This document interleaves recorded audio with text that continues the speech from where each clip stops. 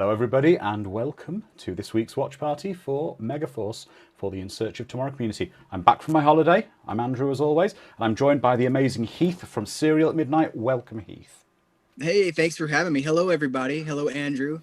Good to be back. Thank you. It's great to have you here. And just looking at some amazing posters for the movie being posted by Sparky John in our Discord community. So we're going to be watching today Megaforce. Now, it's a movie. It's a great movie if you take it for what it is. When did you first see this movie, Heath? I've yet to see it. I'll be watching it for the first time. No, I'm just kidding. I saw you. You're like, what? No. I'm going to be honest with you guys. I just watched this when you asked me about doing this. I was like, it's been on my list for a long time, and I was like, now is the opportunity. So recently. Oh, wow. And how did you feel about it? I wish I'd seen it when I was a kid because as an Yeah. 80s kid, this was made for me, but Yeah. I didn't see it as an 80s kid. So,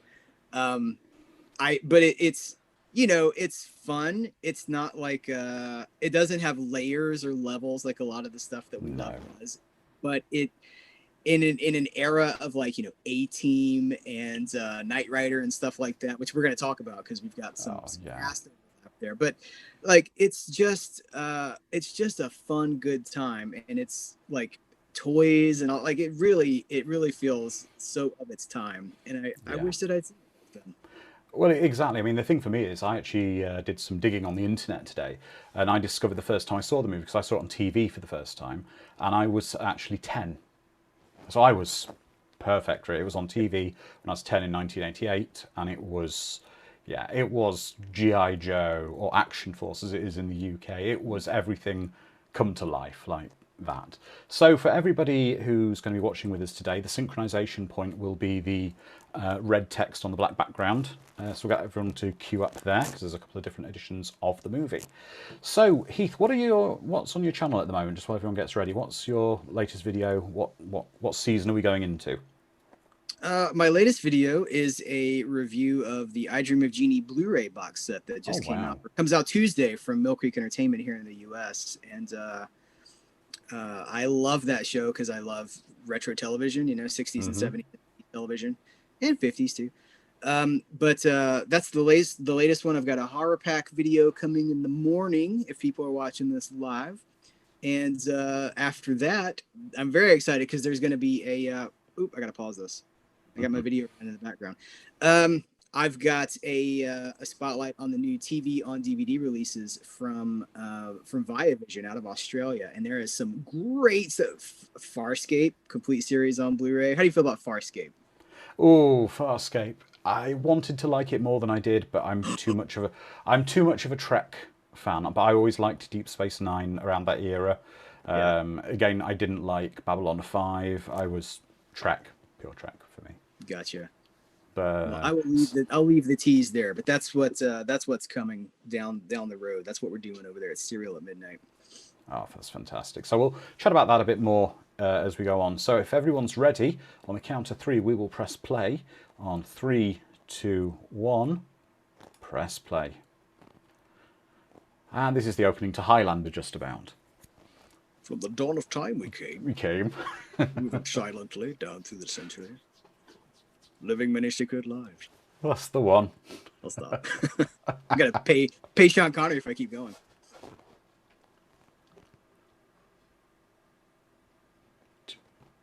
Despite official denials by leaders of the free world. Yes. Because who doesn't want the world saved by men in spandex with incredible hair? Great beards. Yeah. Yeah. Tights and beards. Yeah. It's a wonderful film. Disengage your brain and you'll have a great time with this movie. It really is a comic book or a cartoon come to life. It's probably got some of the best sort of spirit of a cartoon type 80s cartoon show made into a real show. It doesn't try to add any super deep layers to anything. Yeah, it's just crazy fun. I like the way you describe that too, because it really does feel like a cartoon. Yeah. And it's not a kids. I wouldn't say it's a kids movie, but it does seem to have that sort of family friendly angle to it. Like I was even Yep. reading some hype about it, and when Hal Needham, who we got to talk a lot about, but when Hal Just got to Needham say was for a second there, it says the producer, David Shamroy and then Hamburger. Is his name David Shamroy Hamburger? Or is there two producers, David Shamroy and Hamburger, as a producer? a good question. That's I okay, remember I sorry. should have IMDb up while we're talking, I, so I I, can. I really should. But you were saying, I'm sorry about that. It just Uh, struck me. no, hold on. Now I want to know all cast and crew, producers. David Hamburger, and what was Oh, the other David one? Hamburger. No, David that was his. Hamburger No, it had his middle name in. So his name was middle name like Shamroy. as So it's David Shamroy Hamburger. Yeah, so it's one man. There isn't one there man. isn't there isn't a man like Ultimate Warrior was just known as Warrior in his real life. He hasn't got a driving license that just says Hamburger. I mean, that would be that's your angle into showbiz right there. Is you just call yourself Yeah. Hamburger. Yeah. But then it comes with connotations of like McDonald Land and the Hamburglar, and it's problematic. And Sharon's already said Edward Mulhare. For anyone not familiar with 80s TV shows, he rocked in Knight Rider. That's That's right. absolutely he did. But no, Hal Needham was promoting this movie, and he was talking about. I wrote it down because I have some notes here. But he said, let's see, he promoted it as an action movie where you don't see anyone get killed, and that just feels like the focus was on, like let's just have a good time watching things blow up Yeah. and faces and all that stuff. But that's also possibly the reason no one dies in it and there's no blood really as such. That would also be possibly for marketing reasons for the movie, because it would mean it would get a lower rating for the theatres, be more family accessible. That's true, because this was sort of an all ages movie too, wasn't it? What did it get Yeah. rated in America? Let's see, PG. Yeah.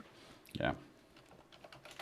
So that would be anyone could just go and see this, and there would have been a lot of kids who would have seen the trailer of motorcycles with rockets. And I mean, I'll be fair, the exposition the bad guys spouting here is just generic, the bourgeois blah blah blah, so it doesn't really matter what he's saying, there's just cool stuff happening, and that's Yeah, it's just everything feels reduced down to these like archetype, very like you get the bad guys and you've got the good guys.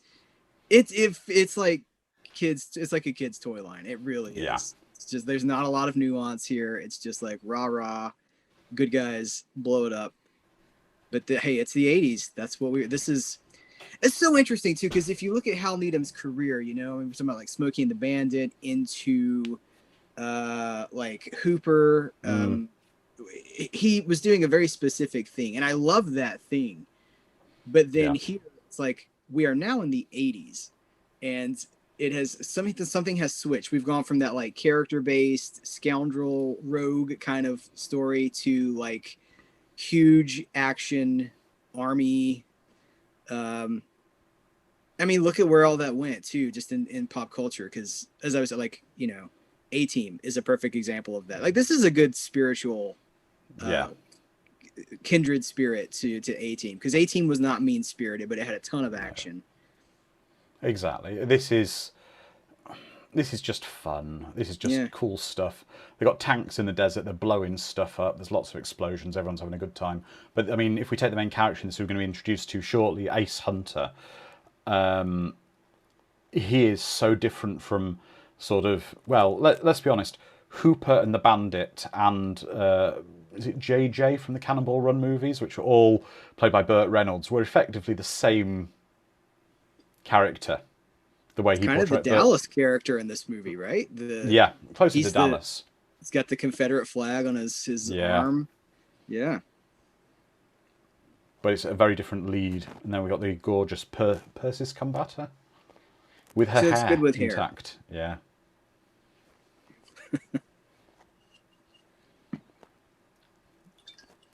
I do wonder if this had any influence on Edward Mulhare getting cast in Knight Rider, potentially, because it's this similar kind of role he plays in it. Because this was, well, if this was released in 1982, Knight Rider came out in 1982 as well. So I suspect that this would have been shot before Knight Rider.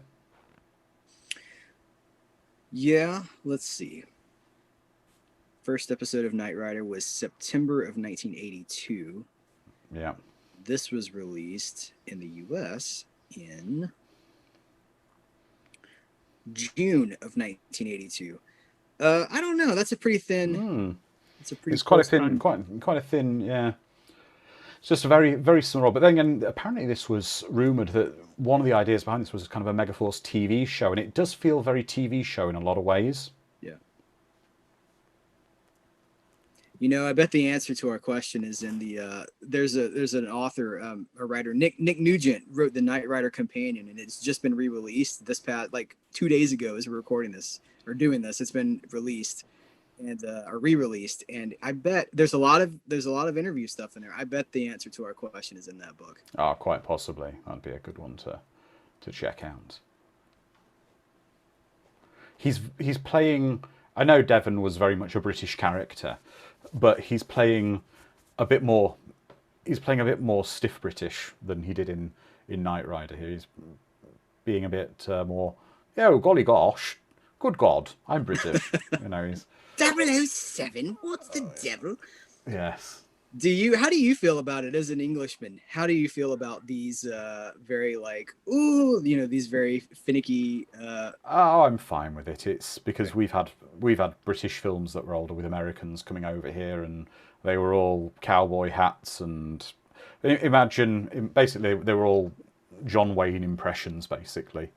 yeah. So it's the world has grown, and we realise now that it's not like that. Just make sure my cowboy hat's out of frame over here. That's right. In my 6-shooter. I had to put the guns away before I started recording. I do think that's a very sort of 80s movie trope, possibly 71, that she's immediately in the desert, so she's doing her makeup and checking her hair, and it's kind of a thing I'm glad we've moved away from in the movies. Yeah.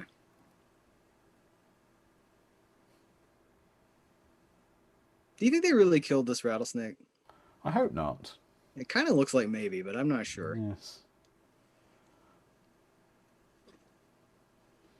Oh. We're meeting Dramatic Dal. tone. Yeah. I've got subtitles on it, just says dramatic tone. Bullets slinging. Yeah, maybe not. I think maybe they just kind of threw the snake. So, Skull, is that chewing tobacco? Yeah, it's actually dip. It's a little bit different from. It's like a snuff sort of a thing. Ah, yeah. I could tell you stories. I've never done it myself, but when Yeah. in high school, it was very popular, and they would just carry because it wasn't allowed. It's not like you were just allowed to do whatever in school, but they would always put it like right here, and they'd have like a little bottle, and so like the teacher would turn around and write on the board, and you'd be like, it's pretty nasty. Yeah, I just think it's an interesting choice that in relatively a family movie, one of the main heroes is wearing a Bad Habit T-shirt. So it's interesting. But that's Michael Beck, of course, who starred in one of the best TV movies ever. But was it feels pilot. very Hal Needham, to be honest with you. It does. So Michael Beck starred in one of the best TV movies ever that never got picked up for the TV show. I'm going to ask the question of our audience. Let's see if they come up with the answer to that.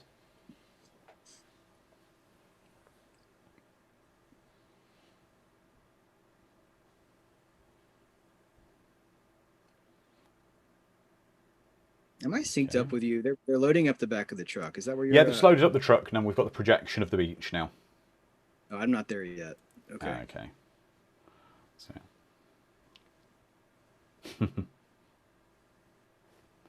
So no one's come up with the answer. So the TV movie that was a pilot was with Michael Beck was called The Last Ninja. It was a TV movie about him as a child, a Caucasian child who was adopted by Mako, of all people. Of course, he had to be. If you're going to be adopted by someone, it would have to be Mako, and he taught him to be a ninja. And it includes the memorable scene where, as a baby, Mako tries to drown him in a bath outside, basically throws him into this giant water bath outside, and if he is worthy of being a ninja, the baby will swim to the surface. Oh, I see it. Nancy Kwan's in this. Yeah, it's a Richard good Lynch. This on time. disc? It's really hard to get. I'm struggling to find it. I bet it's on YouTube. No, it's not. I've even searched Not? there, unfortunately. No. That looks amazing. Did you ever watch The Master, the '80s ninja series with Lee Van Cleef? A few episodes, but I've got a bit of a thing for failed TV movie pilots, things Mm-hmm. like that. One called The Clone Master was another favourite of mine. It was about a guy who just had lots of clones, basically. And then there was, I'm trying to think of another one. Oh, great one with Greg Evigan, North Star.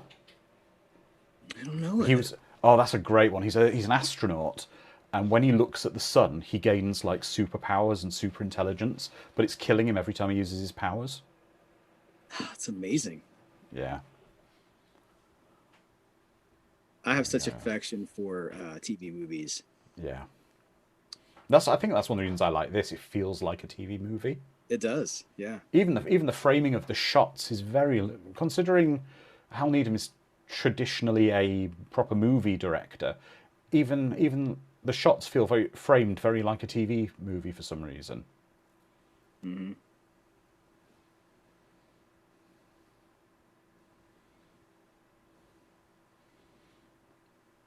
Even the score's great, but the score was even done by, as Carla said, the score was actually written for this by the same guy who wrote Dallas. Wow. So it's oh, here we go. Now we're seeing the man, Ace Hunter.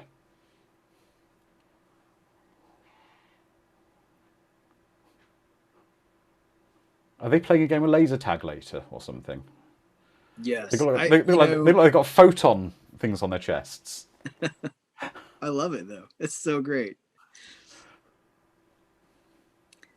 Like I regret that I didn't know about this as a kid because I would have bought the Yeah. Hot Wheels toys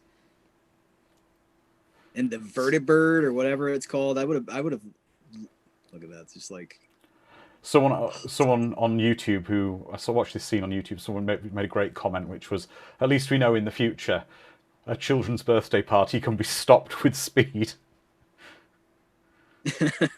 shooting all the balloons."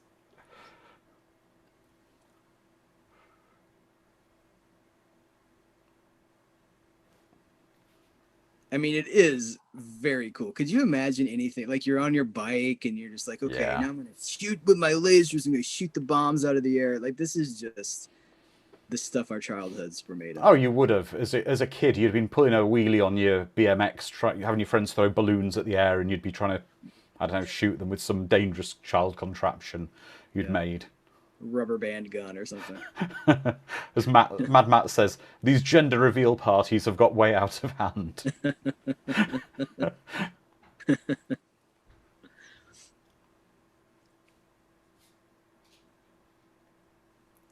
They are cool, Sharon. The motorcycles are very cool. They remind me a lot of the motorcycles in Galactica 1980. Mm, The, just showing off now, just like yeah. riding that back wheel all the way in.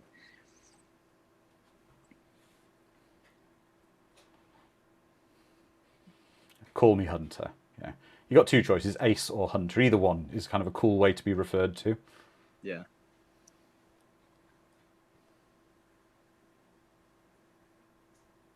This is Pirates of Penzance beard. It We got that is. stage. Is it wrong I want to run my fingers through his hair in that shot?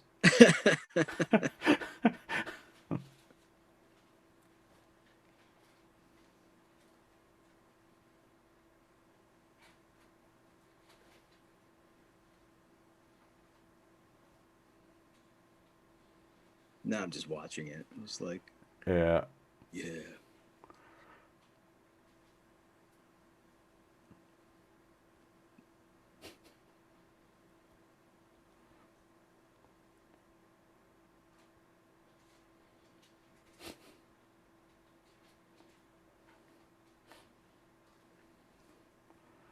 So the General really likes Ace, but she's not so keen on him yet. But equally, when they got dropped in the desert, she was really chill and cool about it, and he was the Hmm. uptight one. So it's kind of changed a bit. Yeah, very quickly too.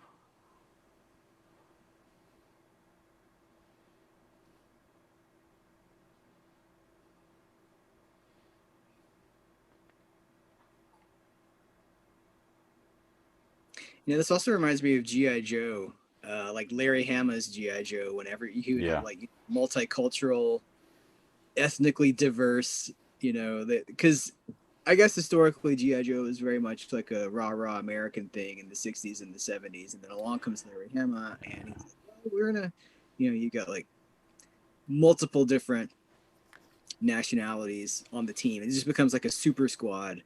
yeah. Well, in the UK, GI Joe for a long time was called Action Force. Mm-hmm. And then eventually they moved the branding to GI Joe. It became GI Joe: The Action Force, and then just Action Force. But Nice. this also kind of feels like a prequel to the film Delta Force in some ways, especially with the vehicles and the I see it. yeah, I see it for sure. Yeah, there's definitely like a tone and a theme that is so common for a particular kind of movie. yeah, And this has it. It's almost, I don't want to say it's like hard to tell them apart because it's not, but they're so similar in sensibilities. A lot of these movies at this time. yeah, I'm even gonna exactly. throw in like an American Ninja or something like that. Like there's this very like Yeah, campy action tone that there is. But it just is kind of cool. I mean, as a kid yeah, watching it, I remember watching this as a kid. Yes, some of the sets and the effects are a bit substandard by today's standards, but as a kid, I was 10. This was just the coolest thing I've ever seen. yeah. These guys have got like a thing that makes beaches appear, and they've got motorcycles that jump and have rockets, and they've got yes, I thought he was a cool guy, the leader. It was it was the 80s. Well, we've been through so many years of irony and everything, but I Yeah, know the last time I was here when we watched Batteries Not Included, we had a little bit of a conversation about irony and about how if you can just watch things for what they are, if you can yeah. remove the hipster mentality from, that like I almost wonder if it's like a vulnerability that you're trying to protect. I'm sorry, there is nothing cooler than cool motorcycles and like Yeah, this even his headband is like the coolest. Like it's just cool. it is, and I think it's also about being age appropriate. You've got to remember the audience. I think Yeah. it's a common thing on YouTube, especially. There's a lot of reviewers out there who will see films that they are not the intended audience for and pull them to pieces. Like you'll get an adult doing a review of a film aimed at 10-year-olds and saying, "This is not a very good film, it is poorly written." I, I mean, you've got a daughter, and my niece I'm very close to, and we take her to the cinema quite a lot. A few years ago, a movie came out called Monster Trucks. I don't know if you remember it. I remember, but I haven't seen it. Okay, basically it's about these like subterranean monsters. They look a bit like squids, but they're kind of cartoony and friendly. And this guy discovers that they can climb inside trucks with no engines and make the truck do cool tricks, like when they jump, the wheels fly off, and they just do. It's like his buddy.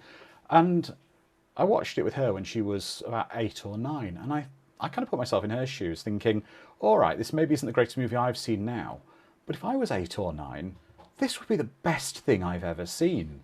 And Yeah. you've got to remember, all reviews are just are subjective, an opinion. That's all they are. Well said. I love the fact they've got just over the top missiles with just lots of blinking lights on everything.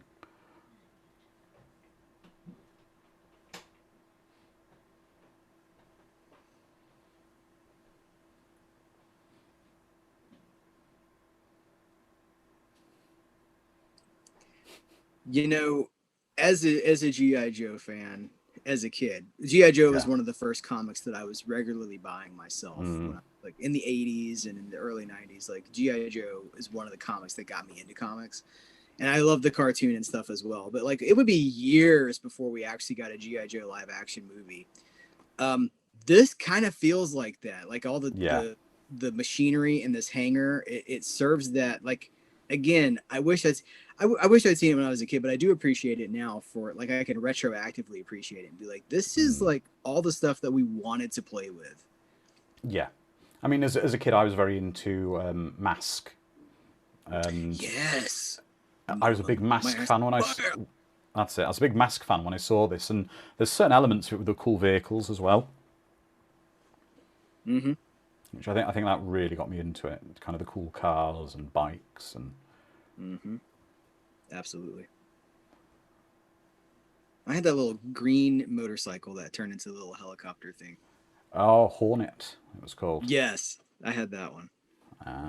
So Carla, our producer, just said the director Hal Needham wanted to adapt G.I. Joe into a movie, but couldn't get the rights. Oh, Now, that's fascinating. I'm going to say something that I think we're seeing something unique on screen here.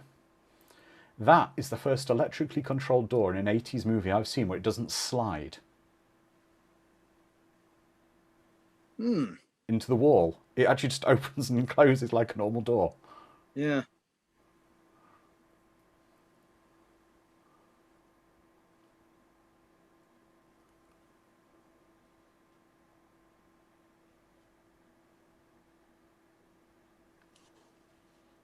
Oh, God. His hair looks remarkably blonder in that room. Yes, it does. Yeah. It almost Yeah. looks Mad bleached. Matt's just gone for the elephant in the room. He's just said, oh, and Sparky John as well has said it. Which 2004 puppet movie took its inspiration from Megaforce? I think everyone knows that. Mm-hmm. Megaforce. If Yeah. yeah.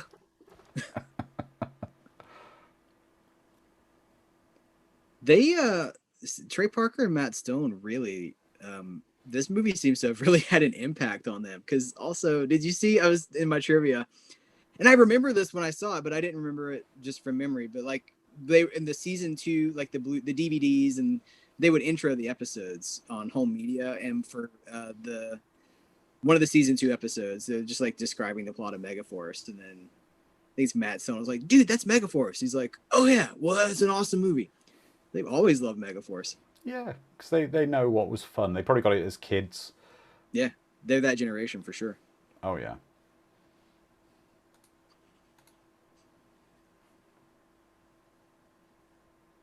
Look at that command center. Yeah. I'm just looking to see if it's got the most essential piece of 80s equipment somewhere in that base.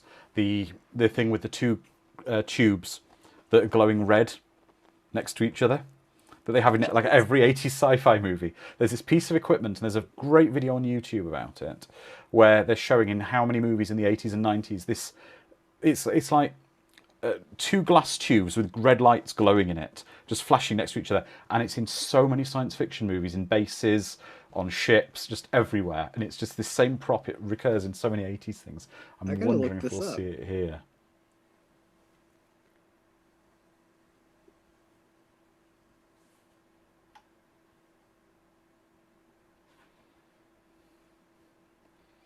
It's not like neon, right? Like That's it, like a neon, like two neon tubes. okay. Yeah.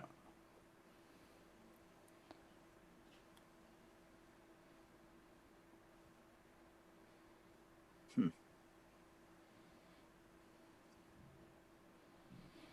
Thing is as crazy as this is, this kind of translation and information on everyone accessible immediately, it's scarily close to reality now. Mm-hmm. You should see the file on you. Yeah, exactly. I was just looking at it. Wow. I was like, oh.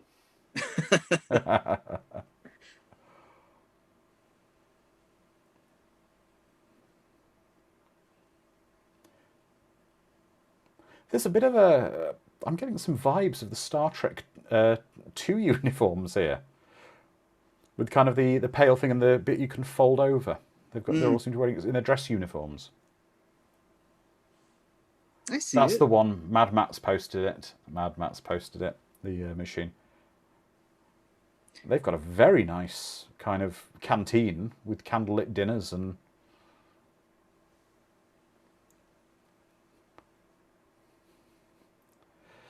yeah, I like the fact that Ace is referring to this guy. Everything he does for money, and these guys are eating a fine meal with champagne in candlelit dinner with waiters in what appears to be the staff cafeteria. Yeah.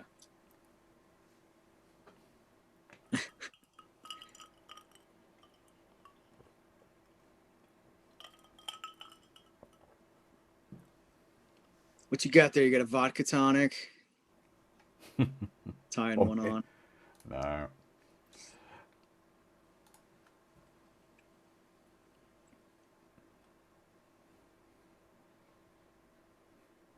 You know, this isn't that long after Rocky Horror Picture Show, but he looks so different. He does, but it's the beard, isn't it? Makes him look a lot older and more The hair and the distinguished. beard together, yeah. Yeah, It's almost like this lion mane kind of a thing. he does. He looks like the missing BG. Just want to say hi to our friends who are joining us on Facebook. We've got Shay Collins saying, I hope you'll be talking about the Transformers movie from 1986, quite possibly. We've got Gaston Maidan, forgive me for saying your name wrong, hi from Argentina. Well, hello, Gaston. And Robert Gonzalez saying hi there. Hello, Robert.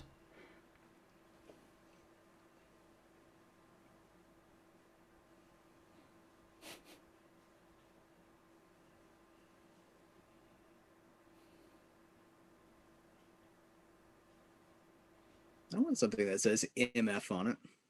I think that's what Samuel L. Jackson's wallet said in Pulp Fiction. That's right. He said bad MF.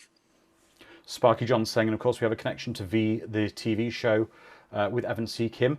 He was in V, the TV show, Evan C. Kim was, and he was also in an episode of Knight Rider called Night of the Drones. So there's another connection to Edward Mulhare there, where he was, yeah.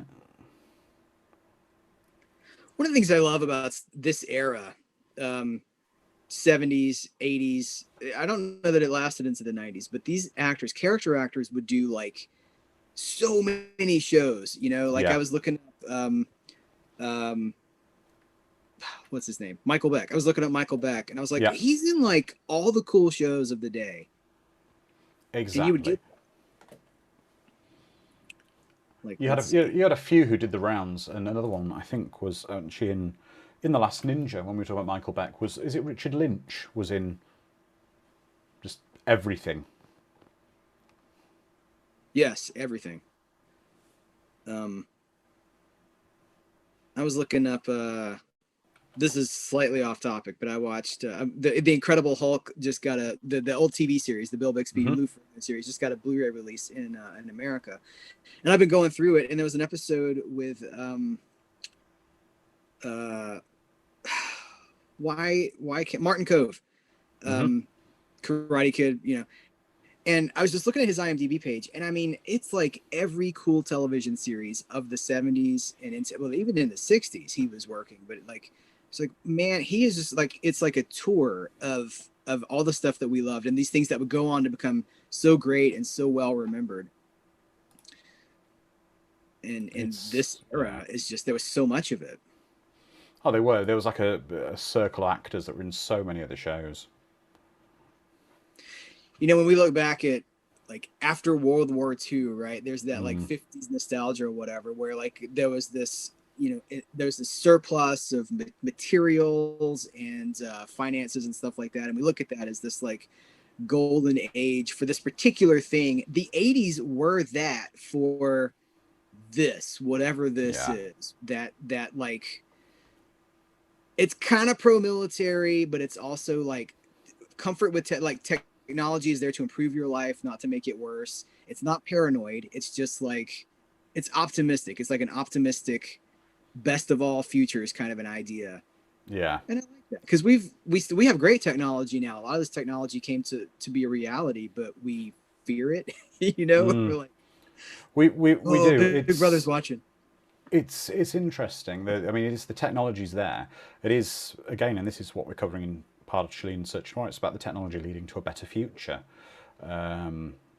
it's interesting to see where things were going, and you can see the seeds of so many things we have in our lives in these movies, even where they were spitballing an idea. But the wonderful thing to think is, and this is a very true fact, that a man called Martin Cooper, who worked for Motorola, who was the first guy to create the portable cell phone, he was inspired by Captain Kirk's communicator, and he has been quoted as saying that. So it's wonderful to see that now the people who've seen these movies growing up are the adults who've done the inventing, the designing, the engineers who've come up with things. So it's why these movies are so important, really, that they are inspiration to people, because who knows where we will be with what the kids can see now. Imagination isn't a bad thing. That's right. It's important to dream. It's important to have imagination. Yeah. And I've got to say, I would kill for that Megaforce baseball cap that says that Michael Beck is wearing there. If you could just get the patch, you could make it yourself, probably. Yeah. Patch that says deeds, not words on a baseball cap. That's just so cool. It's got to exist. Somebody check Etsy and see if they can find one.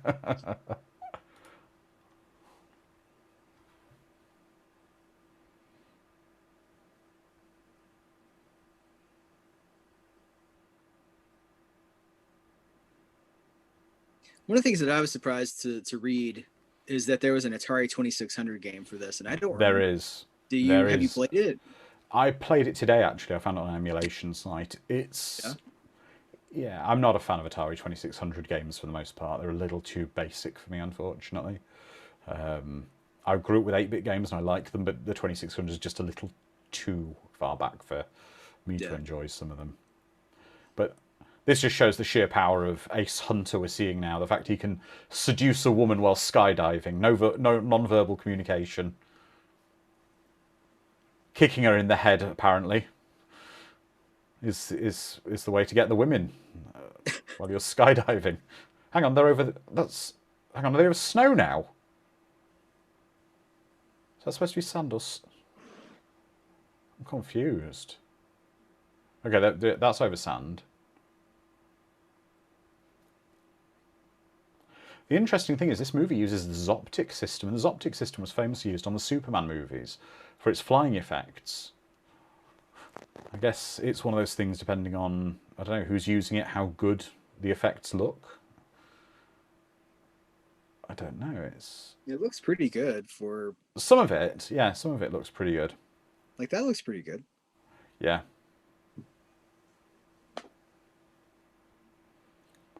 Do you know, one of the saddest days of my life was finding out when people open a parachute that you don't shoot up when you open a parachute. It's just the person filming them carries on falling at the highest speed. As a kid, I thought you open your parachute and you shoot up as soon as you pull the cord, but no.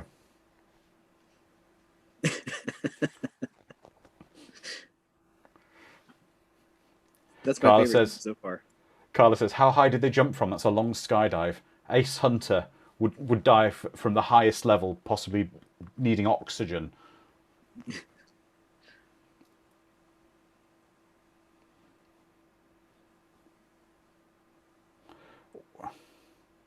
Why would you decide if someone was worthy to command Megaforce because she can jump out a plane?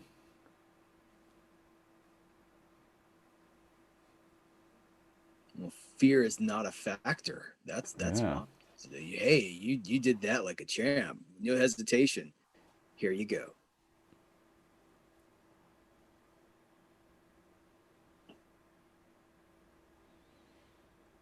So she's playing a pilot again here. Well, she was kind of a navigator pilot, wasn't she, when she was Lieutenant Aaliyah in the motion picture? Mm-hmm. Feature.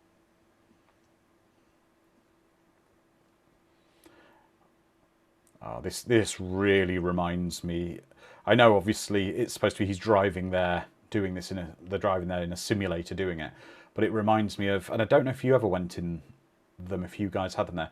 So many theme parks, they ever have 360 cinemas, they were called, where they have like a car driving around like a city really fast, and everyone would get dizzy and fall over watching it. Yeah, yeah.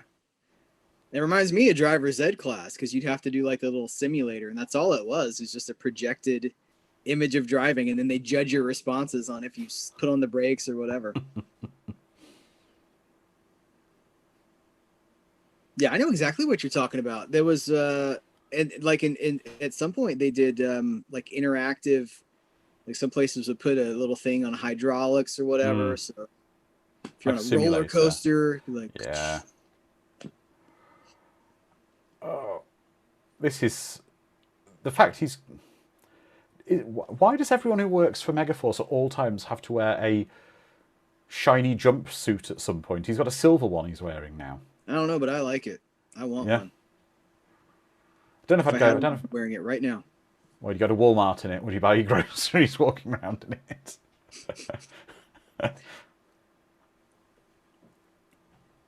I've seen stranger things at Walmart. That's true. That's true.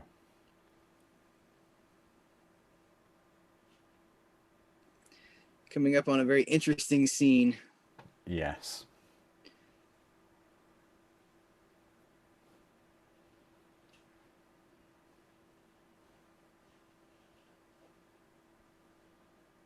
The silhouette of that, is that one of the motorcycles? I don't know. It looks like Groot just kind of hanging out. It does a bit. Um. Um. Apparently, Barry Bostwick, at that moment where he's using his hand like that for the shadow silhouette, he created his own. He did it to upset the director, where he was just poking his finger out in the silhouette like that. Yeah, Just I can't read that. escape that It was fact. not an Yeah. accident. But why wouldn't you do another take? You know what I mean? I mean, like Yeah. they must have been okay with it.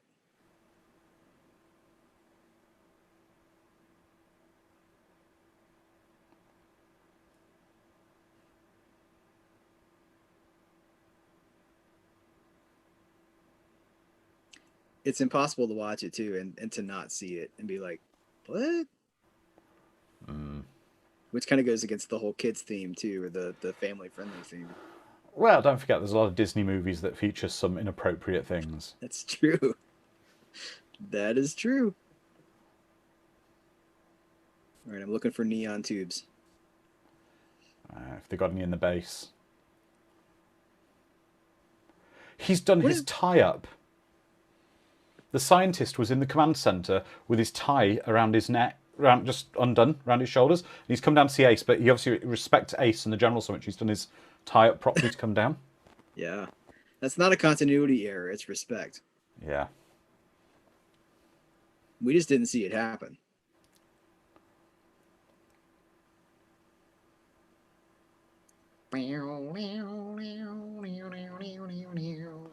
He's got Concorde on standby because it's the 80s, because everyone had access to a Concorde.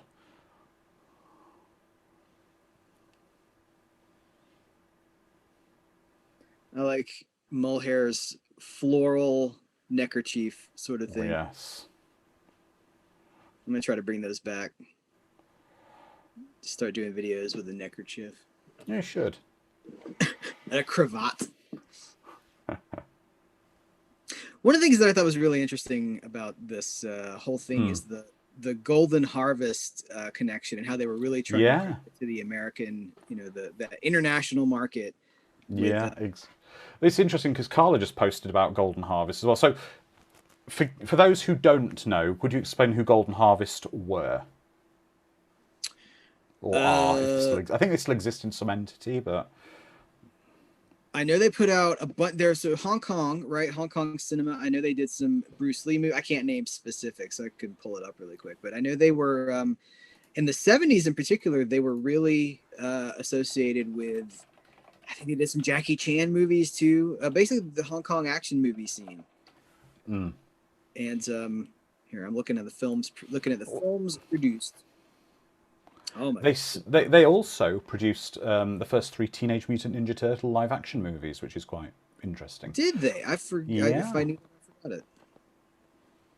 Which is quite interesting, which meant those movies did have quite a strong martial arts pedigree about them. Because I would say one thing about those films is for the problems they had, the martial arts was always quite strong in them. So that would probably be from being such a sort of a martial arty company. Yeah, here's most of Bruce Lee's stuff: Fist of Fury, The Big Boss, The Way of the Dragon, Game of Death. Some of the stuff that you really think of when you think of martial arts cinema. Armor Yeah. of God. And yeah, Twinkle Twinkle Lucky Star with Jackie Chan, Lucky Stars.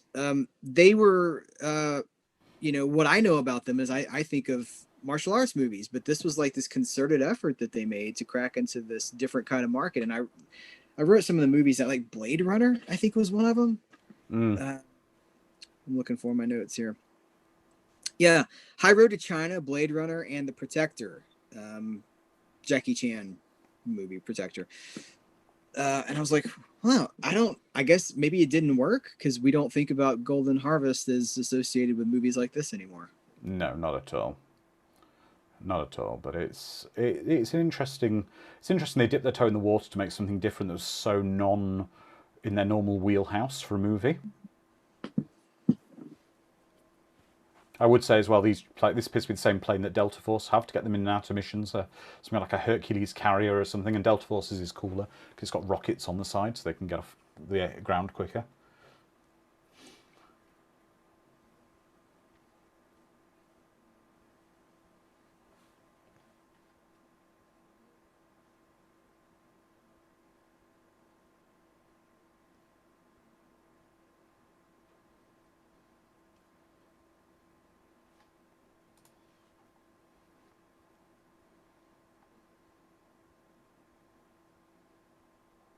I also think it's interesting that this was I heard Barry Bostwick signed for he signed a 3 movie deal Yeah, with this, but this bombed. it did. Two Unfortunately, I mean 2 million, didn't it? something in that region. Yeah, it's a shame 3 million. because I think the sequel could be even more crazy. It's going to be set on a tropical setting, and it was going to be called Deeds Not Words. Mm-hmm. Yeah, it makes you wonder, like how. Well, so let's see. It only earned 3 million against the $20 million budget. I mean, that's a big loss. But if Yeah, they could have, I don't know, if they could have got that $20 million down somehow, that's a lot of money for this kind. I mean, it's on for the screen. for the era, it's a lot Yeah, of money for a movie. yeah, 20 especially million coming in off 1982. $700 million. Oh, it's definitely the 80s. They've got a Rubik's Cube. Mm-hmm.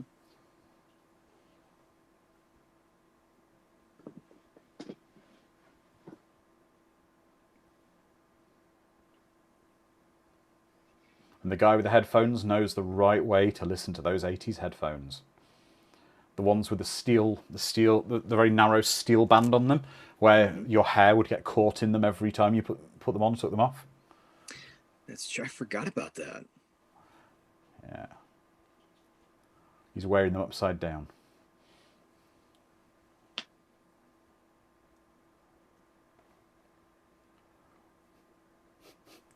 Sharon said there's no way this budget was 20 million. Calbot says most of it went on to spandex and custom motorcycles.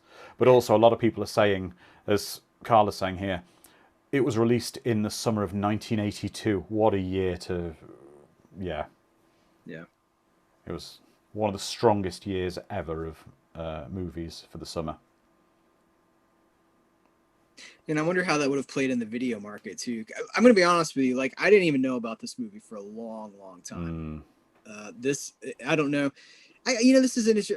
So this is for the audience watching along. When did you become aware of this movie? And if you are my age, our age, what was your exposure to it? Was it the theater, or was it the video store, or was it television? Because this really flew under my radar for a long time. And I'm a movie Yeah. fan. I mean, I love this stuff, and I just didn't know about it. I think for me it was, as I said, I saw it in 1988 on TV, but Yeah. then I wasn't aware of what the movie was called. I remember thinking it was so cool, such a cool movie, and then I rediscovered it about 10 years ago. I saw some stills from it that someone had posted. I went, "That's the movie I remember watching." I seem to remember It's it was interesting. more gritty than it actually is.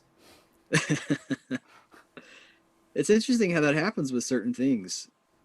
They just kind of fly way under the radar, Yeah, and then we rediscover them later, and we reappreciate them. We're like, hey, look at this.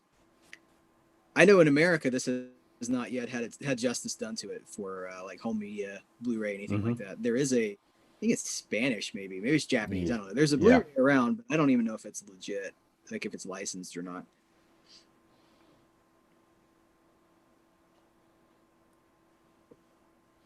I mean, I'll be fair. It's got some great. It's.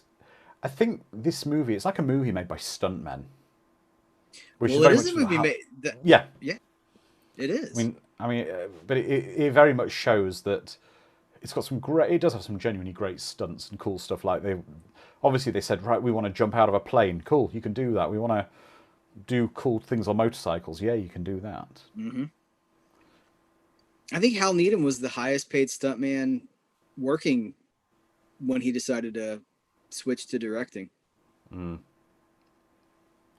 So I don't think he did both. I think he kind of transitioned out of one into the other. I mean, he was getting old. He couldn't have kept.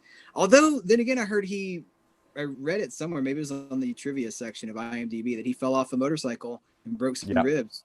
Yeah, during making this movie. filming. Yeah. Yeah. And I know he was doing stunts. Was it? It's one of those Burt Reynolds movies. I think it's Gator, the sequel to White Lightning, where I think it's one where he broke his back, Wow. and that was not. That was 1976.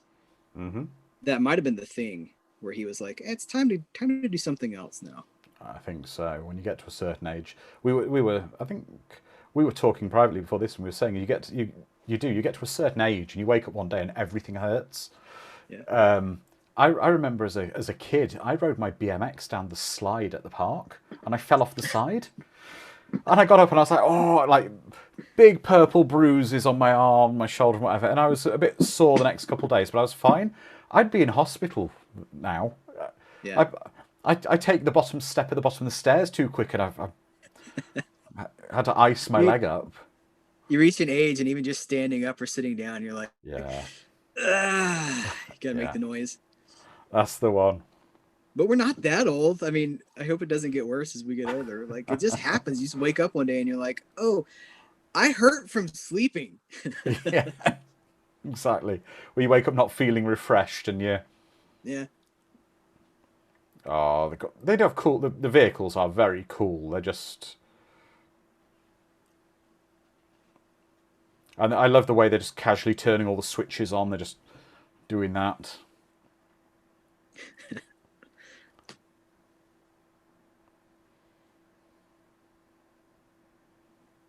Yeah, like the display screen that they just showed, it's off screen now, but it's like all these different Yeah. like screen. It reminds me of like the DeLorean. It reminds me of the heads up display in Knight Rider inside a kit. Like there was just that like we need a screen with a lot of like numbers on it, like clock faces or what, like digital readouts, digital displays. That's what it is. I just love the fact they're just driving everything out with. How many people have they got on that plane? How much equipment? I know it's a big plane, but I wish I'd been counting how many vehicles. I mean, that's a lot of vehicles. Yeah, it is. It's Mad probably Matt just like says, the same two over and over, but I don't know, but Mad Matt says, I've reached the age now where I side with Dr. Smith. Oh, the pain indeed. Ah.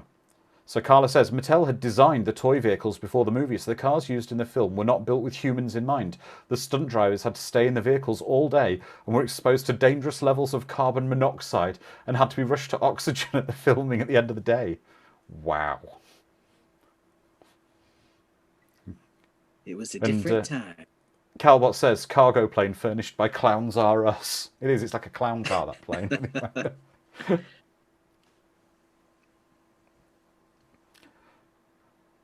Fortunately, as a kid when I watched this, luckily not enough of my friends saw it for me to get, because I would have attached fireworks to my BMX and firing them off the handlebars with disastrous results. Pew pew pew pew pew pew.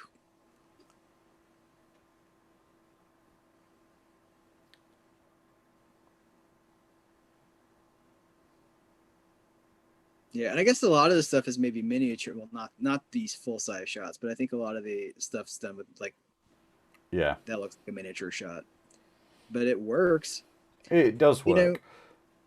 I think we talked about this also in the batteries not included conversation, but the rise of digital, like digital stuff makes it so much easier to do special effects, but it's missing the tangibility factor. It's missing, it's not real. Well, what I'll say about this, to be very fair to them, there isn't many miniatures I'm seeing here because there's one of my friends does graphics and he does an element of sort of CGI and stuff for a TV station here, and he said the problem with practical effects is there's a couple of things you can't shrink physically, and that's water and fire. And you always notice if water or fire is with a miniature because the scale looks wrong for it. And I'm seeing here all this fire, and there's a lot of fire to be fair. We're seeing, yeah, it's all full size. It's all correct. Yeah, you're right. I think there were some explosions at the beginning that seemed like miniatures when they set off the missiles at the beginning. I think that was miniature, and maybe a few of these tanks, but maybe not. Maybe they're not. Maybe I'm just misreading.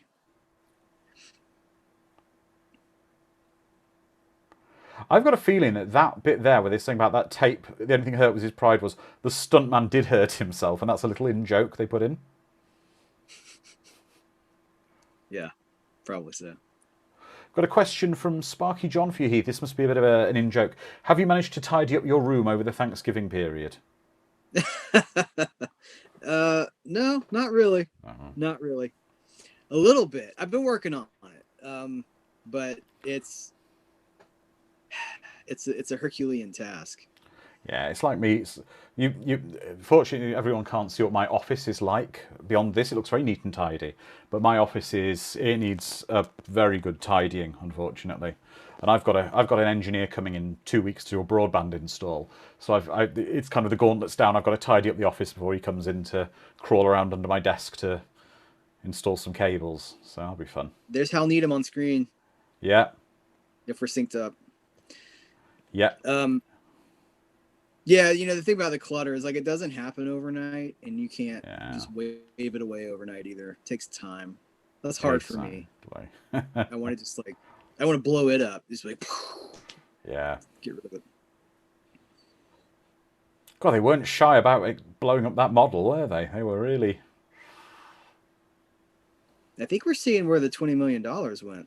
Yeah, that's a lot of explosions. Now that's miniature. It almost occurs to me like the guys doing the actual full-size effects, they ordered the explosives and someone put an extra 0 on the order form for the explosives and they said, right, we've got to use it now. I ordered 20 explosions. I got 200. Yeah. They're on sale or return, so they've got to be used. Yeah, Lizard Man. I think we're seeing where a younger Michael Bay decided how his film career was going to pan out. You know what? I wouldn't be surprised that this movie would have had a lot. Someone like Michael Bay probably was influenced by.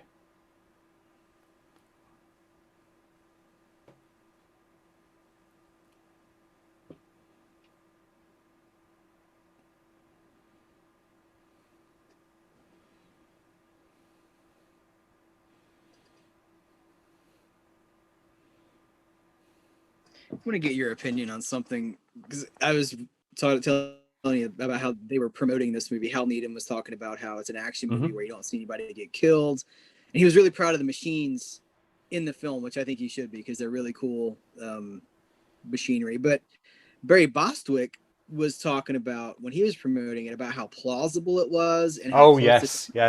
I read these comments. Like, is it?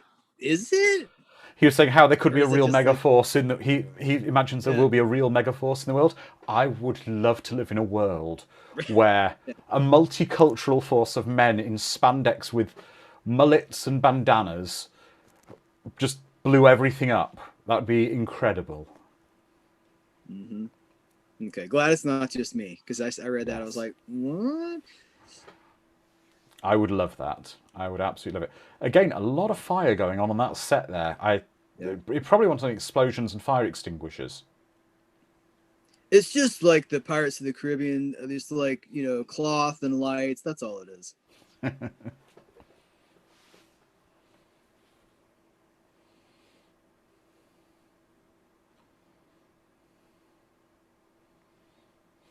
I think their camouflage is absolutely incredible on their vehicles. What vehicles? I can't even see them. Oh, there they are. Yeah. See, he's undone his tie again now.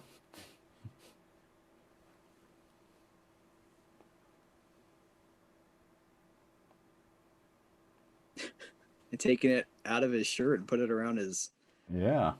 jacket. Oh, Sharon's got a question. I'm going to fire it at you as well, Heath. Would we join the Megaforce? I'd be the guy in the van, the tech guy, unfortunately. I'm too old to be riding the motorcycles and things. I'd go about 5 minutes down the road and fall off.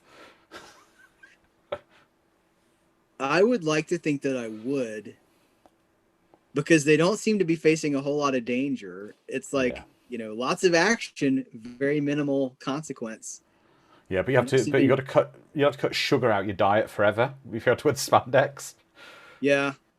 Yeah, that's true. You're not hiding anything in those little jumpsuit things. Yeah. I want to make a joke about that silhouette scene about not hiding anything. But I used to, so like even until just a few years ago, I was like, okay, I'm gonna be getting a motorcycle, and I probably won't get on the interstate or the highways with it. I'll just ride it around on the back roads. But the older I get, I'm like, no, if you see that conversation about hurting, just like normal life hurting you. I was like, I don't think I have any business doing that. One fall and I'm toast. Yeah. Maybe if I was younger, a 20-year-old Heath would have joined Megaforce. Exactly. Like I say, I'll be the guy in the lab with the clipboard, building things for them. That's my involvement. Mm-hmm. Sharon says spandex is mandatory uniform for spandex is mandatory uniform for Megaforce. I don't know. I don't know if I'd like to have seen Edward Mulhare in the spandex, to be honest. That would have been quite.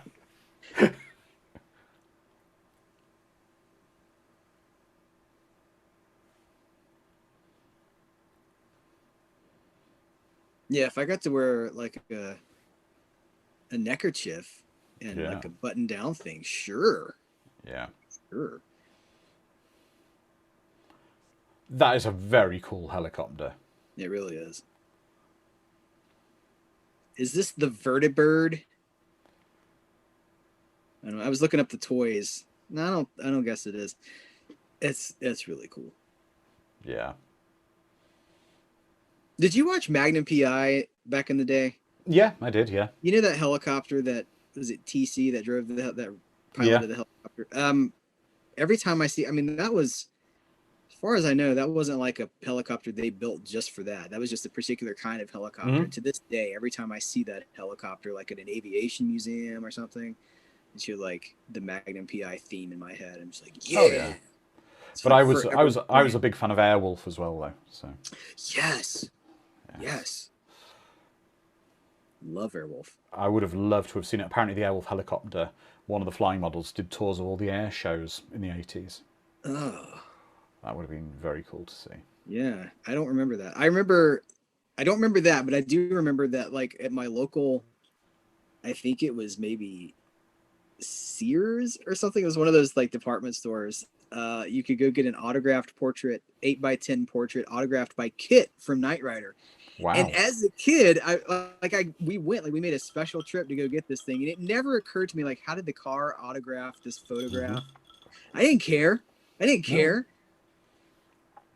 Well, my claim to shame is I went to a toy shop in the UK in the 80s and waited 2 hours once to meet the Get Along Gang. Was it people in suits? It was people in suits, yeah. Nice. In bad suits. Oh.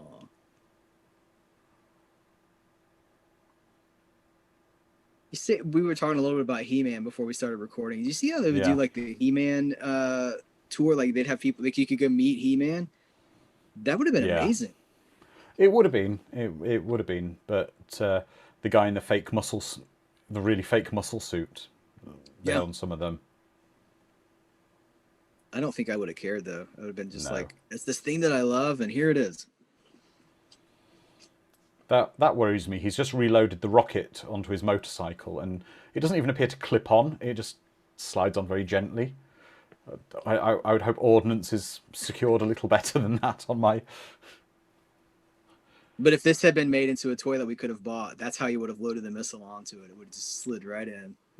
I had this toy, like space rocket missile thing my parents bought me, and it was a big spring with like the rocket you load on, and you just twist it, and the rocket shot off, and it used to shoot off with incredible force, and you could hurt people with it. So it was quite good shooting my sister with it when I was a kid. It's like the rocket firing Boba Fett, right? Yeah. Don't shoot it in your mouth.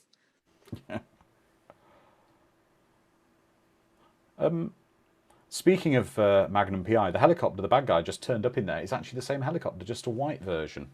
I didn't want to say it because I wasn't sure, but I was like, that kind of looks like it right there. Yeah, well, Sharon, one of our amazing community members, has posted a photo of the opening of Magnum PI, and it's the same helicopter. Thank you, Sharon. Lizardman says, "Are these guys really enemies? Because it doesn't feel like it." Oh, it's the old trope of almost men who were forged in war, who were almost brothers, eventually falling apart. It's Han and Lando. It is.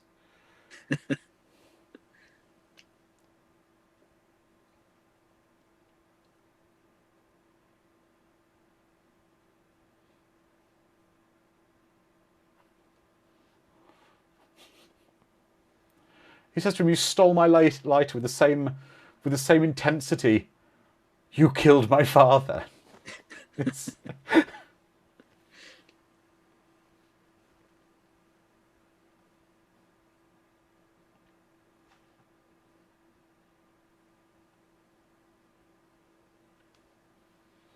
It's always good to see Henry Silva. yeah. Talk about a genre movie hero. He was in so many great genre movies. He could play good, bad, twisted. He wasn't he in the in Buck Rogers as well? I think so. Let me have you guys check and see if he was in Buck Rogers. I think he was. I'm pretty sure he was. Yeah, it's been a while since I rewatched that, but he's another one that would pop up on a lot of stuff. Oh, definitely.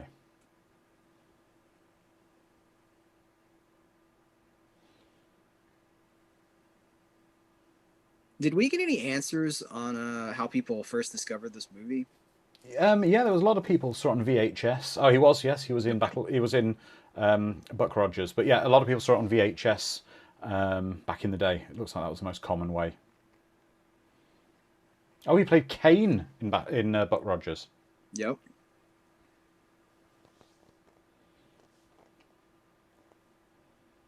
Looks like that came right after one of his big Italian movie forays, in between one of his stints. And I think as well, looking at it here, I think he might have been the first person to voice Bane in an animated, in a Batman show. Because he played Bane in the original series of Batman, the animated series, in the first episode with Bane. Did he really? I can't remember Bane ever existing in anything before Batman, the animated series. Not in where you heard him speak in animation. I was gonna say you would have known the comics though, right? Yeah, I know the comics, but I don't think as a character he ever appeared in Super Friends or any of the other Batman shows. No, he did. He was invented for that Nightfall storyline in the early 90s. So he was brand new when I'm looking for the specifics here. Yeah, he was Bane in one episode, the episode Bane, 1994. And he also played Bane in New Adventures of in Superman the animated series, in a great episode where Superman is dressed as Batman and he actually fights Bane. Nighttime with a K. Nighttime. Yeah. Look at you. You're just like a walking. Yeah. You know what? You should host watch parties. Have you ever thought? I sure. Yeah, that's a good idea. That's a good idea. It's an interesting episode because it's unfortunately one of those episodes of Superman where he reveals a convenient power. He reveals that he happens to have perfect control of his vocal cords, that he can impersonate people's voices 100%. So he's speaking with Bruce Wayne's voice throughout the episode. Yeah, I don't like that. That's not good. Yeah. No, I don't like invented powers. Yeah, that's the thing. You know, when to talk about comics for just a second, like John Byrne's reimagining of Superman really took away a lot of the silliness and a lot of the overpowered ridiculousness and made him vulnerable and not perfect. And like, that's one of the things that they had moved away from. So that's disappointing. That was not characteristic of that show either. That show did a really good job at Yeah. humanizing Superman, Clark, however you want to, Kal-El. Yeah. I love that series. It's great. All the I don't really the Deanie-verse, should we call it that? Paul Yeah, Dini, the sure. Dean or the Timverse, the Deanie Bruce Timverse. Bruce Tim, yeah, Timverse. I think that's what they call it. Yeah. That's what they call it. Yeah, that was. I don't know that it's been done better No. or ever will be done better. No. I mean, the only thing now that even comes close to it would probably be Young Justice. That's a decent interpretation of the. Oh, here we go. Here we go. This is where I went wrong. When I proposed to my wife, I didn't do what Ace did here. Didn't kiss my thumb.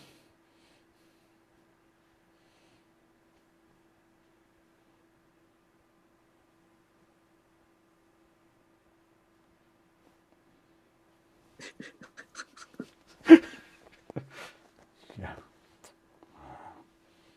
As you do. Yeah. Yeah, that if that shot with the spandex right there, that's why I can't Yeah. yeah. Spandex wedgie. That's not good for anybody. It's not good for me. It's not good for the people around me. It's So, just bad. is there a what I am wondering about is there some kind of a reason? Is it the guys on the motorcycles are in the gold and the guys in the cars are in the silver? Did they run out of gold uniforms? Oh, Is there a ranking system? I like the rank idea, but I don't know. Let's see.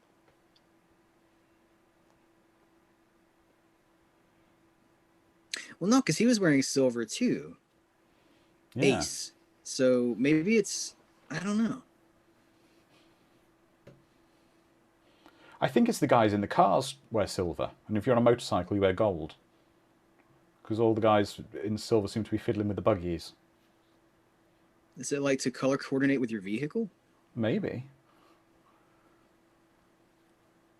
for the But action also, figures? or is it because only the guys who've got the best abs can wear the gold because it's tied to they ride the motorcycles and you can't be seen wearing the looser silver if you're in the buggy?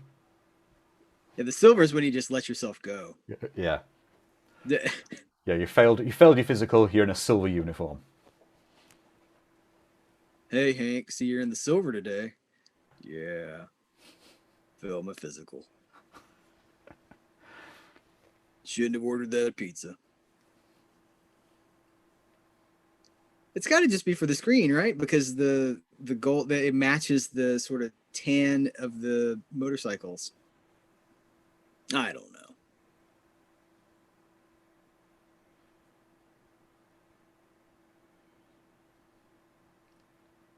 Dun, dun, dun, dun, dun, dun, dun, dun, dun, Oh, dun. and now we can see this is the thing. He doesn't care about his troops, Ace. Ace is one with his men.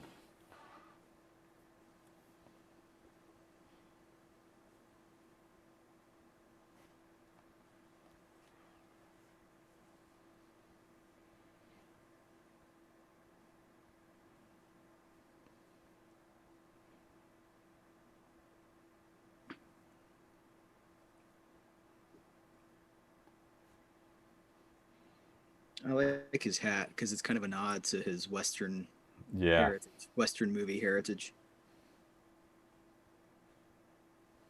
That's the thing I love about Hal Needham just across the board is there's like this cowboy spirit kind of a thing, cowboy outlaw spirit. Now that is something now I don't think they would allow is the helicopter taking off that close with the principal actor's back turned to it. Yeah. What year was the Twilight Zone fiasco? It was That, the 80s, right? I'm looking at I think it was 80, 82, 83, so it was being probably just after this. the 83. Yeah, Yeah. I I think don't that see was that that. that would have been allowed after then. But when we watched Biggles, we were commenting on that was made in the mid to late 80s, 85, 86, and the helicopter stunts in that so close to the actors. There's actually actors hanging out of helicopters, principal actors, in shots, which we found incredible. It's insane.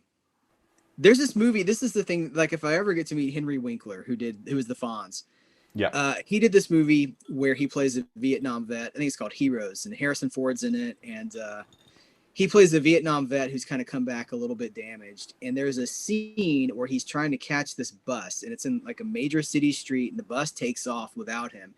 And he runs alongside the bus and jumps onto the bus, and it's like he's right above the wheel.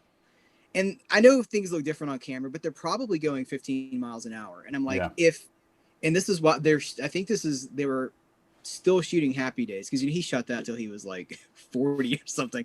yeah. But I'm like, if he had fallen, there goes your principal lead, there goes the Fonz. I mean, I just don't know how like any insurance company would have allowed that to happen.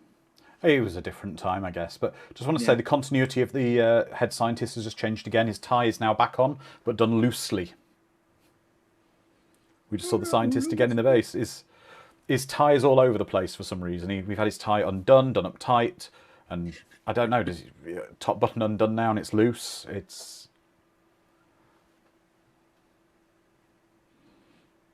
and Egg is the scientist's name, which is kind of a bit disrespectful, really, because that's short for Egghead.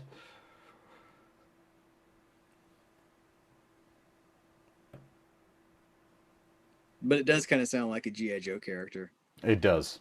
It does. or something like that.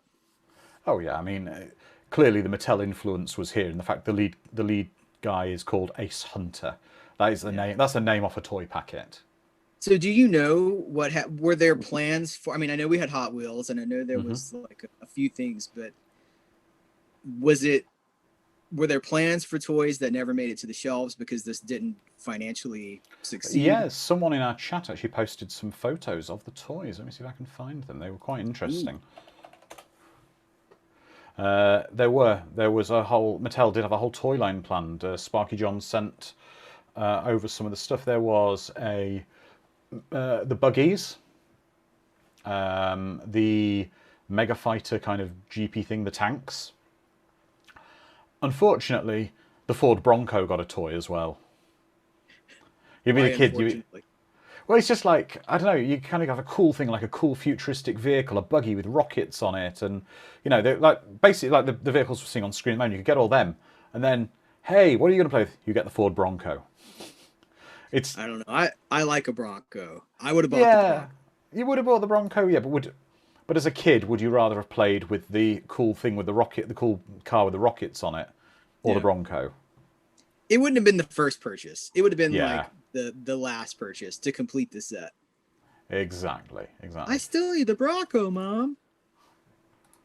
It's like I was as a kid. I was also very into. Do you remember Centurions? Power Yes. Extreme. Yeah, I was really into Yeah. Centurions. My favourite Centurion was Jake Rockwell, the yellow land specialist. And I remember as a kid going into the toy stores and all the Centurions. Ace McLeod, the guy who flew, sold out. Jake Rockwell, sold out.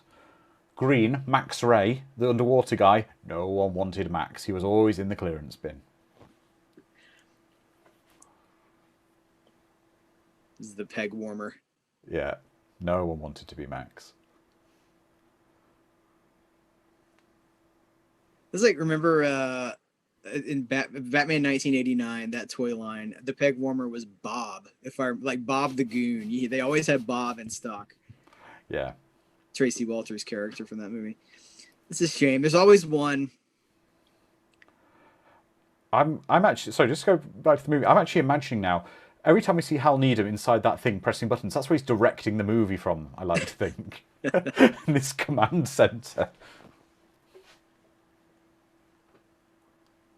That's Video Village for him. He's just over there with the monitors, and he's like, "All right, great." Yeah. Setting off the Ca- explosions. Carla's making a good point now. Can we appreciate the soundtrack right now? It's some quite good music, actually. It's very fitting for what we're seeing on screen.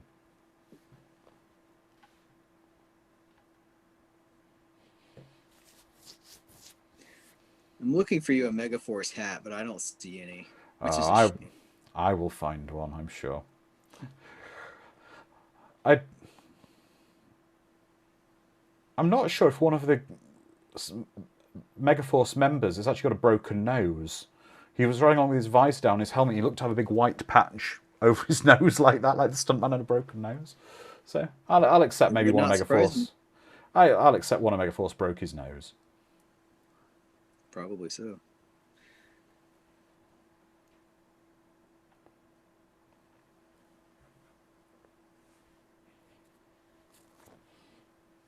But this is structurally quite similar to Smokey and the Bandit and Smokey and the Bandit 2. In that we're getting towards the sort of the final quarter of the movie now, and we're having we do a big action scene now in the desert. Yeah, it's like 20 minutes, isn't it? How much do we have left? Yeah, we've got about Yeah. about 20 minutes, but it's Yeah. very much like a lot of the other Hal Needham films where he does this big climax in the desert where the background doesn't matter, and all hell breaks loose. Exactly, Sparky John's saying same direct. That's what I'm saying. It's very much like he's got his trademark of how he likes to do things. Mm-hmm. It was a formula that worked Yeah. until this. I guess that didn't work in this. They've got Why does one of the pilots not get a window? I like their like Darth Vader Yeah. chest pieces. Sharon says tanks versus buggies and bikes, epic battle. Yeah, but these are the buggies and bikes of Megaforce. Deeds, not words. So what's the reputation of this movie? Is this a beloved I mean, you would know more than I would, I think, because of your position doing these. Is this a beloved movie, or is this something that's just resurfacing? I think it's a bit of both. I think it's getting an audience with a lot of the people we're reintroducing to the movie. I mean, or introducing for the first time to the movie, a lot of our community. But as Carla just said, it's beloved. She did this watch party is the result of someone mentioned Megaforce, and Carla did a social media post about Megaforce, and the response was crazy for it. Absolutely crazy. A lot of people. It's a guilty secret of a movie, isn't it? It's a it's a McDonald's cheeseburger of a film. It's a guilty pleasure of a film. It's it's not great. It's not great for you, but it's fun, and you're gonna have fun watching it, and we are. And I think that's what a lot of people do. They have a very fond memory of it. Even just watching it as a kid or watching it, I don't know. It is a lot of fun. I just wonder if we're witnessing sort of a reappreciation. You know, that happens sometimes is they don't get their due in the day, Yeah. but then later they get rediscovered and then can become cult classics. But I don't see a lot about this, right? That's why I hadn't even watched it before this. Go ahead. Yeah, I think one of the problems is though, is the rights to the movie, on the streaming services, and getting copies of it is a bit awkward. I think it was on Netflix for a while, on Netflix UK for a while, but it needs to be on some proper big streaming service with a bit of promotion to get people to properly get into it. I was going to say, I wonder how much of the issues center around the Asian ownerships, the fact that it's Golden Harvest, and I think this is distributed by Fortune Star, which is another one of those Asian companies that holds the rights for that stuff. Can get really interesting when you come to like getting it out internationally, and a lot of times they don't seem interested in it. They're like, I don't know. Yeah. But you would think that given the talents involved, and some of the like Hal Needham's, I think it was either his 86. I think it's 86. He had this movie called Body Slam, which was like a wrestling movie. That just I've seen that. It's not good, but it's if you're putting together your study of Hal Needham's career and stuff, like if you saw it when you were a kid and you're like, oh, Yeah. I guess that's my point. It's like everything gets reappreciated and rediscovered at some Oh, yeah. most things And do. if you're like me, you like movies with Dirk Benedict in before he was, well, apart from the A-Team, yeah. Anything with Dirk Benedict. A big favourite of mine is a young Dirk Benedict in Scavenger Hunt. I haven't seen it. Oh, it's a lot of fun. Another 80s one. This is great, though, isn't it? I mean, Yeah. all due respects to them here with the stunt work and the explosions, they are not being shy about firing rockets, and some of them are going crazily off and appearing to hit the actual Megaforce themselves, but I mean, they're really shooting rockets too. Like yes. they're not animated. You could see somebody might have gone. Geez, that one like spiraled. You know, some movies might have been like, well, let's just animate him or put him in post. No, they're shooting rockets. Yeah. Lasers.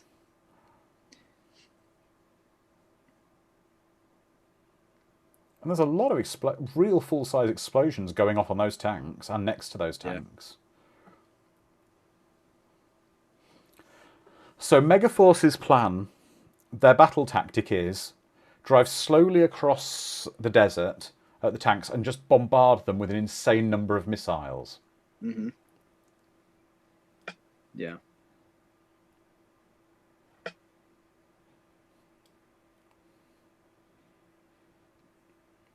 But again, this is the thing we see from the A-Team, that no one gets hurt. No one's dying.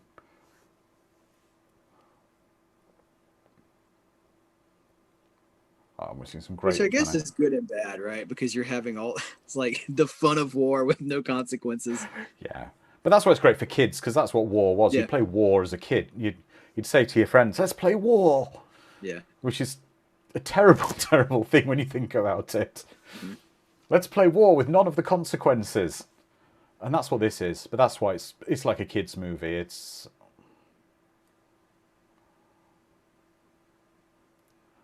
Those shells are really flying from those guns when they're firing them as well. Yeah. They are just... It's crazy how much just everything is going off.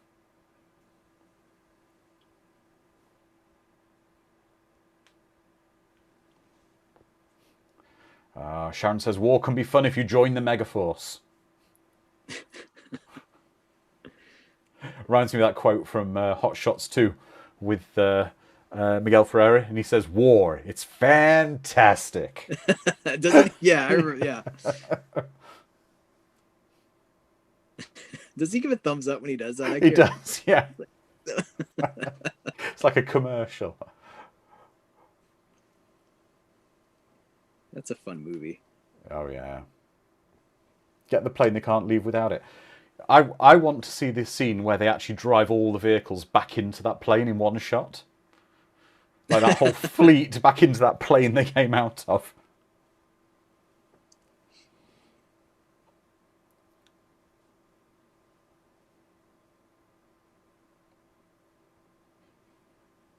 What's...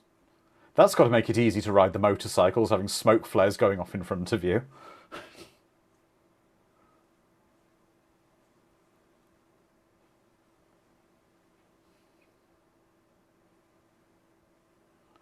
That was obviously red, white, shot. And blue? No, there's yellow and green there as okay, well. Okay. But I was going to say oh no, he's fallen off his Megaforce. That was Ace Hunter who fell off. Look at that! Wow. Yeah, I'm like 10 seconds behind you. Okay. I'll skip ahead. Clearly, that whole scene of laying down the smoke cover to get away was purely because that shot looks really cool. Yeah. With them riding the motorcycles across the desert with all the different colour smoke. I want that to be my screensaver on my laptop.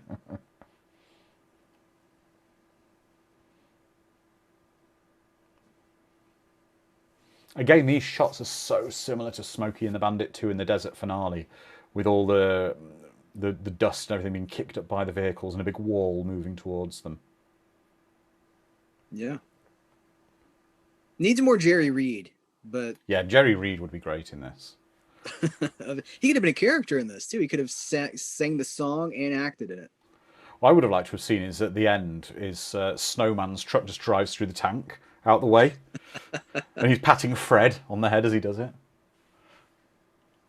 Hey, boys, get out here. We're going Megaforce, blah, blah, blah. Yeah, I guess the CB truck phase was over at this point. Yeah. Okay. So they're leaving all the futuristic vehicles behind.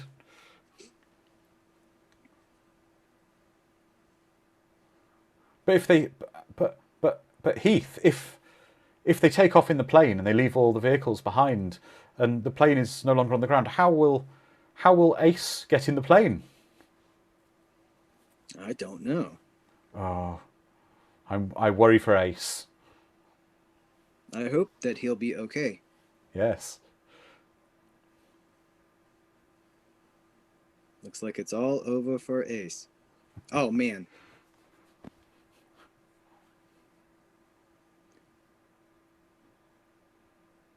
At some point, it's just like a demolition derby. It's just like guys doing crazy things on big machines. You have to imagine he's called up a lot of his stunt buddies, and he's like, "Well, we're gonna go out in the Nevada desert. We're just gonna have a good time. We're just gonna rent some stuff, drive fast cars, drive motorcycles." Yep, and we got the other guy who just climbs on top of the buggy because he crashes his own buggy. I'd be like, "Get off mine! You crashed yours." Don't ride the buggy, Suki. Yeah. Put the buggy back in the box.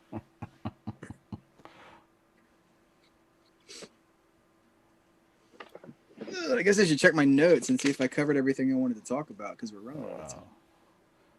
Oh.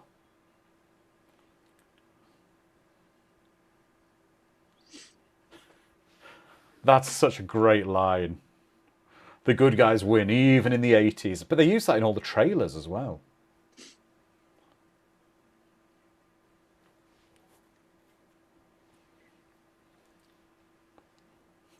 Just kill him. Just... You're in a tank. Your tank's got ammo. He's driving on a motorcycle directly in front of you. Just turn the turret and shoot him. No, because then someone would die. Yeah, that's true. No one dies in this movie, right? Nope. There's 3 guys who maybe die, but they don't actually die. Oh, he's got his window back. The pilot's got his missing window back. That's good. He's put it back in the plane.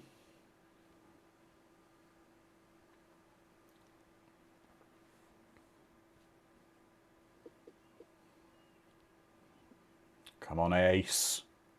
Come on, Ace. You can get to the plane.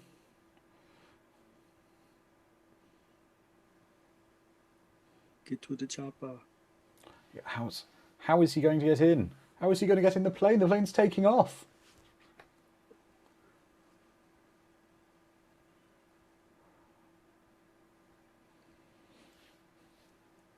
And now we are coming to the greatest moment ever committed to celluloid in movie history, quite possibly.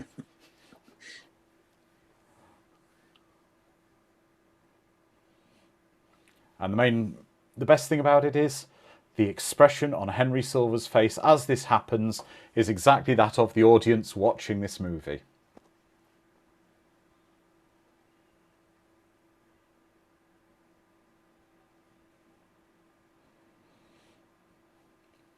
Very strong Battlestar Galactica motorcycle vibes here. Did you ever see that movie Cyclone that was directed by Fred Olen Ray? It's about a motorcycle that has all sorts. It's like Knight Rider with a motorcycle, which was already kind of done with Street Hawk. Street Hawk, yeah. Yeah. Here we go. They're all cheering him on. And as we get to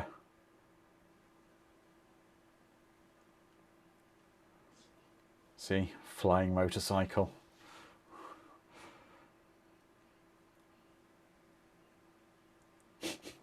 I love this scene. It's just... It's the look on Henry Silver's face in a minute. It's that of the audience, like, what the hell is going on?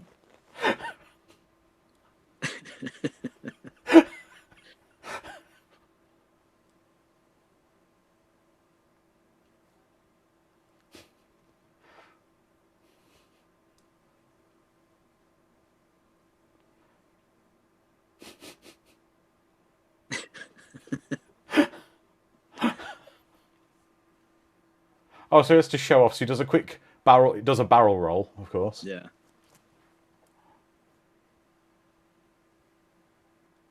A very slow one, actually, where he's not even strapped in, but Yeah. he still manages to stay seated.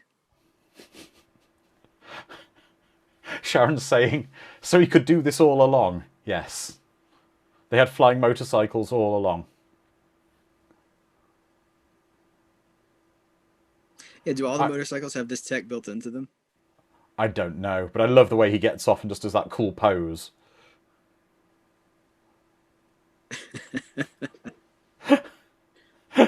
He's like, what the hell have I just seen?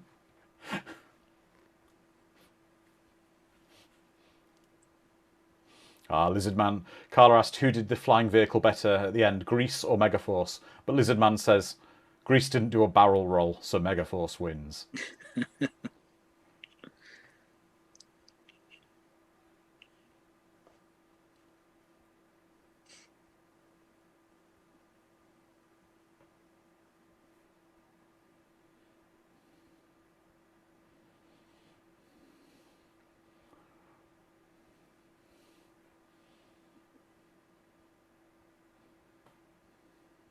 It's so funny how certain movies just like pronounce the arrival of the new decade, and this is one of them. Yeah. It's like I know it's 2 years later, but it's not like things just immediately change when the decades roll over.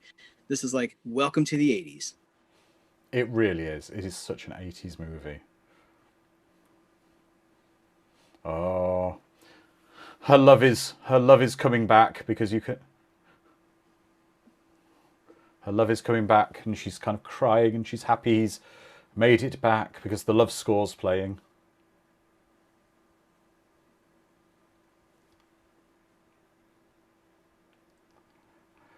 Lizard Man, exactly. Sharon said, I love this movie, best time ever. Lizard Man said, sometimes you just want a Baconator with extra cheese, and that's just okay. Yeah.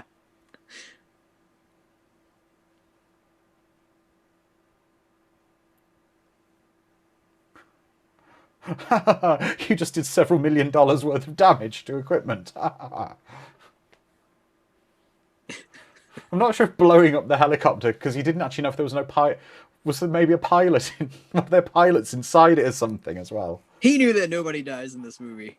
He's Yeah. like, it'll be okay.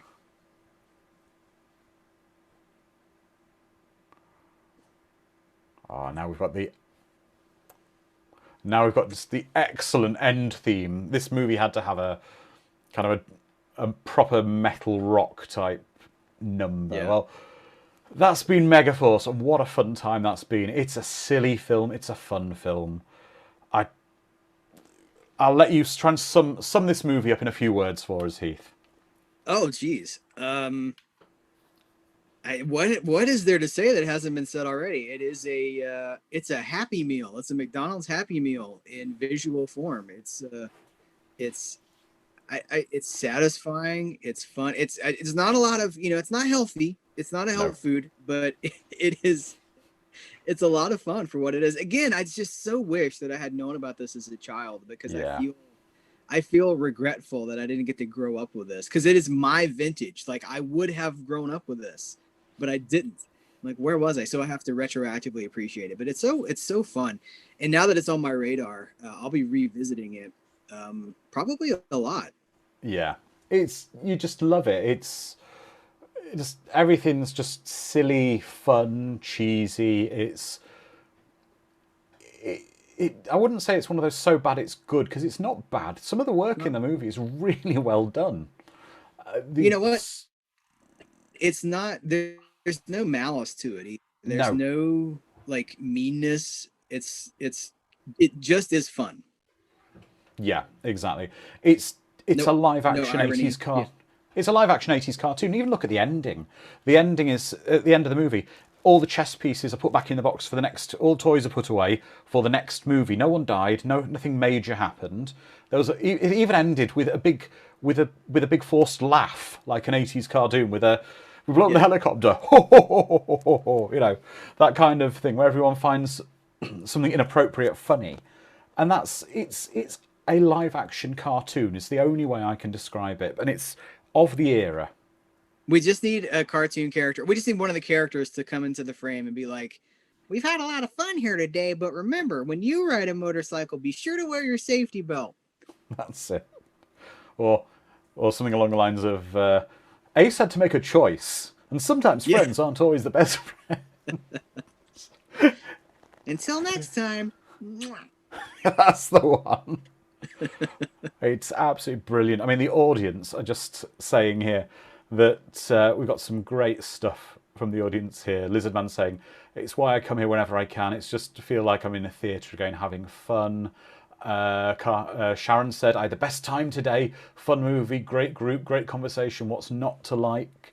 Mad Matt says, just watched this movie twice in a row.